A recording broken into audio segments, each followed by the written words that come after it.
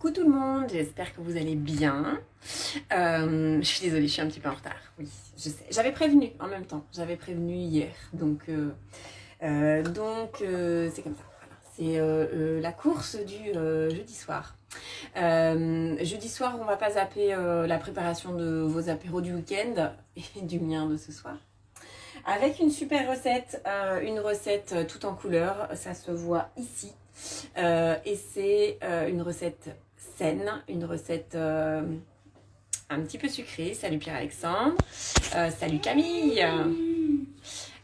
Une recette de houmous, mais pas n'importe quel houmous, le houmous de betterave rouge et une version houmous light puisqu'on va pas le tartiner sur du pain pita, sur des crackers, mais vous l'avez reconnu hein, sur c'est une version houmous transilée avec de l'endive tout simplement. Donc c'est rien d'inventé. Salut Elisabeth, rien d'inventé, mais pour autant quelque chose de très très bon.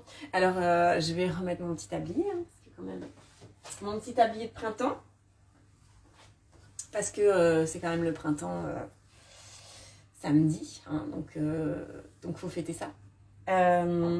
Évidemment rien n'est prêt, hein, sinon ça serait pas drôle. Sinon ça ne serait pas drôle. Je vous dis ce qu'il faut dedans. Il faut de l'ail, des pois chiches, des betteraves, du jus de citron, des graines de sésame ou du tahini. Le tahini, vous pouvez le faire vous-même. Donc le tahini ou tahiné, c'est la pâte de sésame. Le sel, l'huile d'olive. Et on met un peu de curry, un peu de cumin. Évidemment, vous pouvez l'épicer comme vous voulez.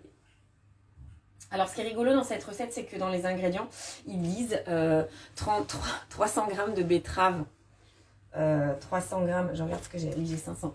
300 g de betterave crue, virgule, cuite. Voilà, ça me fait rire moi. Je sais pas vous si ça vous fait rire ce genre de choses. Mais moi ça m'amuse quand ils disent des choses comme ça. Bah, dites directement des betteraves cuites, du coup. Hein voilà, donc je chambre Cookie Doom, il ne m'en voudra pas. Donc là je vais mettre 2 gousses d'ail. Évidemment, comme c'était le rush, j'ai pas eu le temps de les préparer, mais ça va se préparer très vite.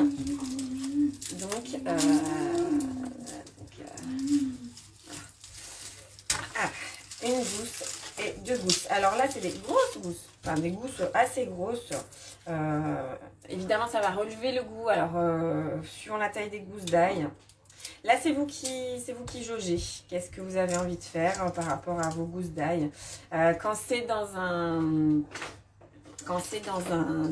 gazpacho, quand il vous dit 5 gousses d'ail, vous mettez 5 dans la recette de base, hein, dans le livre de base. Si vous mettez 5 gousses d'ail comme ça dans le gazpacho, ça pique quand même pas mal. Hein. Donc là, je vais mettre je vais en mettre 2 quand même. Soyons folles. J'ai pas enlevé les germes, ils sont pas du tout verts. Donc je les laisse comme ça. Est-ce que vous avez déjà fait, est-ce que vous faites le houmous? Parce que c'est bon pour la santé, du coup, c'est des pois chiches. Je les ai sortis, ouais, je les ai sortis. C'est bon pour la santé. Hein. Enfin, c'est bon pour la santé. C'est un aliment sain, le pois chiche. Hein, c'est une légumineuse, donc c'est par portion de protéines. Salut Elisabeth. J'ai encore 2 Elisabeth ce soir. C'est le pois chiche, un aliment... un des super aliments. Des super aliments. Un super aliment. Donc, 2 gousses d'ail, c'est fait. Après, 200 g de pois chiches en boîte. Je pense que j'en ai plus. 265. Je vais mettre les 265. Hein. Du coup, je vais faire un petit truc pour vous montrer. Hop. J'arrive, je casse toujours rien. Je vais égoutter. Je vais égoutter les pois chiches. Si vous avez une recette à faire, alors là c'est des pois chiches en boîte. Vous pouvez faire cuire vos pois chiches, hein, évidemment. Là c'est un petit peu long, mais moi j'ai toujours les pois chiches en boîte. Donc 200 g. Ouais, quand même, 280. Je vais augmenter un petit peu les quantités de betterave aussi. Et je vous montre ça. Ça, le jus de pois chiche. Je ne sais pas si vous l'avez déjà utilisé. Ne le jetez pas. C'est de l'aquafaba, ça s'appelle. Et ça se réutilise comme des blancs d'œufs. Ça monte très bien. C'est même utilisé en pâtisserie. C'est utilisé pour les personnes allergiques aux œufs. Mais pas que. Vous pouvez faire même des macarons avec. Vous pouvez faire de la mousse au chocolat. Donc vous faites votre recette avec des pois chiches. Très bien. Vous conservez l'aquafaba. Et là comme ça je ne sais pas vous dire les quantités. Mais en tout cas vous les faites monter. Et vous préparez votre mousse au chocolat comme si c'était des blancs d'œufs. Sachant que y a des recettes spécifiques, hein, évidemment. Dans Cookie Dough, il y a. Donc allez-y, testez. Testez, c'est très léger en fait, forcément. C'est beaucoup plus léger qu'avec des œufs. Je vais ouvrir mes betteraves, évidemment, c'est pas ouvert non plus.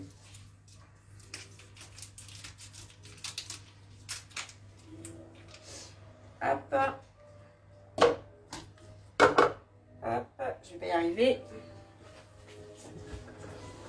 Tiens, hop, voilà. Les betteraves. Alors là c'est pareil, je les ai achetées cuites. Moi j'ai toujours un sachet de betteraves cuites parce que ça dépanne pour l'entrée. Donc, salut Christelle. Hop. Christelle, est-ce que tu as déjà fait le houmous de betterave? Alors, avec les betteraves, il y a plusieurs recettes que j'aime beaucoup. La mousse de betterave aussi, avec des betteraves. C'est pareil, il y a deux versions. Une version avec betterave crue, une version avec betterave cuite. J'aime bien la betterave, ça colore. Ça colore et c'est bon. C'est sucré en fait, donc c'est bon. C'est gourmand, du coup, forcément, ça rajoute un peu de sucre, c'est gourmand. Alors, je vais y aller. J'ai rajouté 80 g de pois chiches. Promis, voilà, je recommence à ne plus respecter les ingrédients. Les quantités en tout cas. Hop. Je vais couper en deux, mais à mon avis, de toute façon, c'est pas écrit couper en morceaux. Et comme on va mixer, de toute façon. Donc là, le houmous, voilà, je vais laisser la grosse betterave toute seule. Le houmous, ce qu'on dit, c'est qu'on met tout dedans et on mixe. Hein, donc ça, c'est parfait. Du jus de citron, fraîchement pressé. J'ai pas sorti le citron, j'arrive.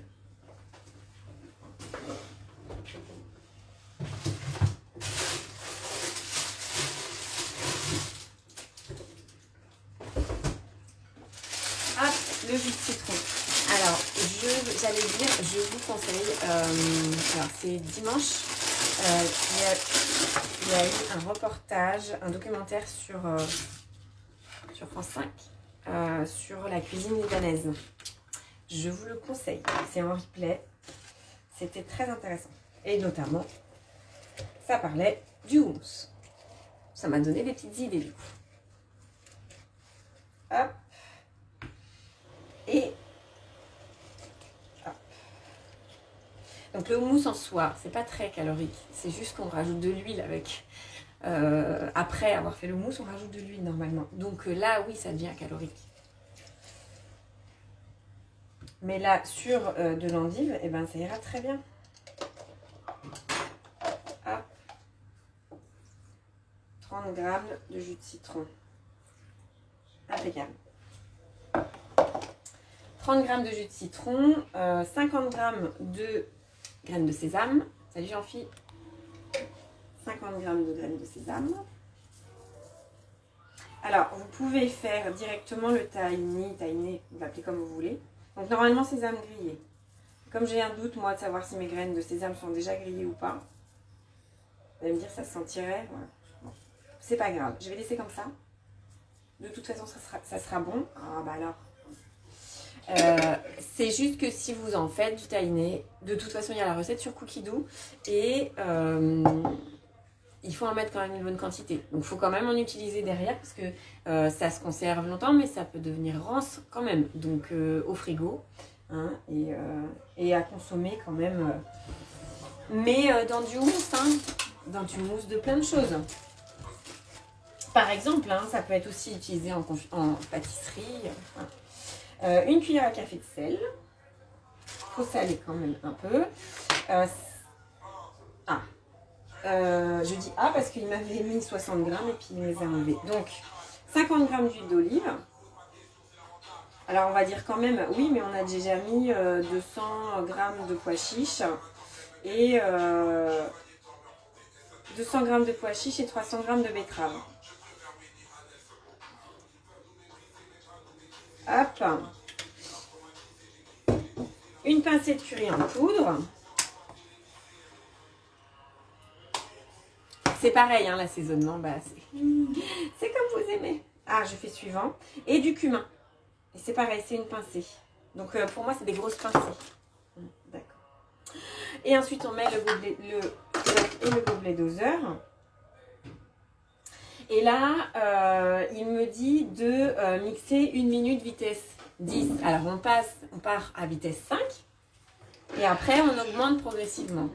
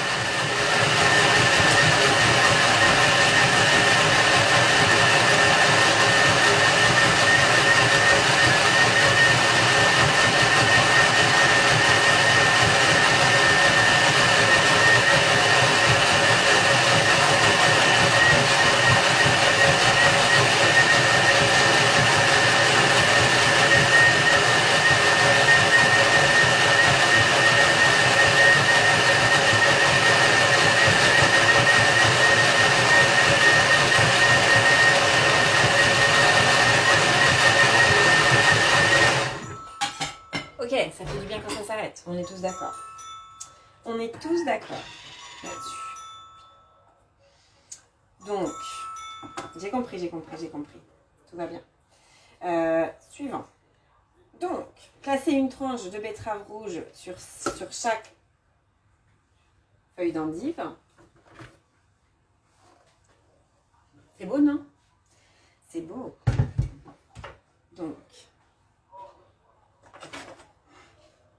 une tranche de betterave rouge sur chaque feuille d'endive. Je joue la surprise parce qu'il ne m'a pas du tout prévenu de ça. Bon bref, c'est pas grave. C'est pas grave. Hop. Du coup, il m'en reste une, ça tombe bien, hein, on va dire. On va dire que ça tombe bien.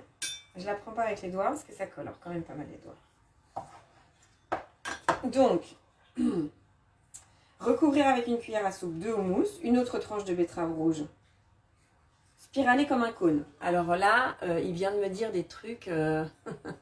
Salut Marianne. Il vient de me dire spiraler comme un cône. Ouais, ok, d'accord.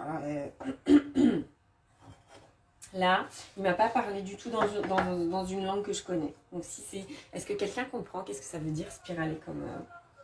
Il m'a fait un piège là. Hein. Ok, j'ai pas tout lu, mais c'est pas une raison. Hop, ça sent fort bon. Hein. Ça sent super bon. On sent l'ail, on sent tout. J'adore. J'adore l'odeur, évidemment. Sinon, j'aurais pas fait. C'est que des ingrédients que j'aime, sinon, je n'aurais pas fait ça. Alors, je vais essayer de ne pas abîmer la feuille d'endive. J'ai pas coupé assez. Je vais en couper un peu. Donc, hop. Vous pouvez mettre les grosses feuilles, les petites feuilles. Ça qui est sympa. Petite quantité, grande quantité. Hop. Moi, j'en ai pris. Vous pouvez, alors, en moyenne, si vous avez des petites endives, prenez-en 2. Prenez-en 2. Mais là, je vais en laisser qu'une. Hop. Bon, je vais essayer que ça soit assez joli quand même. Hop. Et juste une tranche. Après, rien n'empêche hop. Hop. Je vais vous en faire une et après je laisserai le reste. C'est ça que je vais faire. Hop.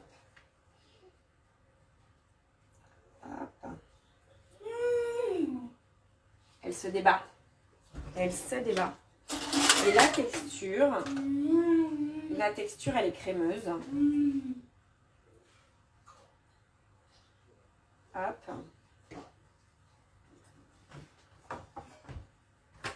J'arrive. Hein. Donc, des fines tranches.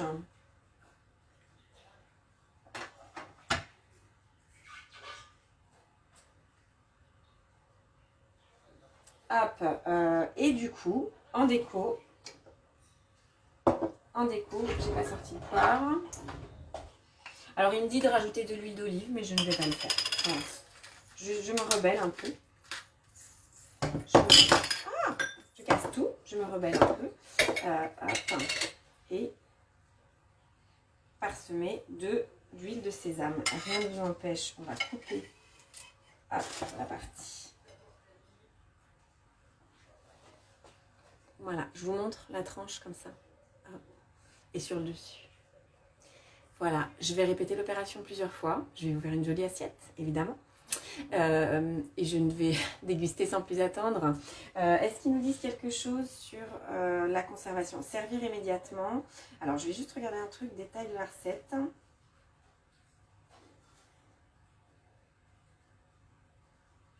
Alors, je vous dis ce que me dit Cookie Doux. Ne me dit rien sur la conservation. Une portion... Voilà, vous pouvez servir le houmous sur du pain. Voilà, ça c'était la version moins light. Ou alors entre les deux feuilles d'endive.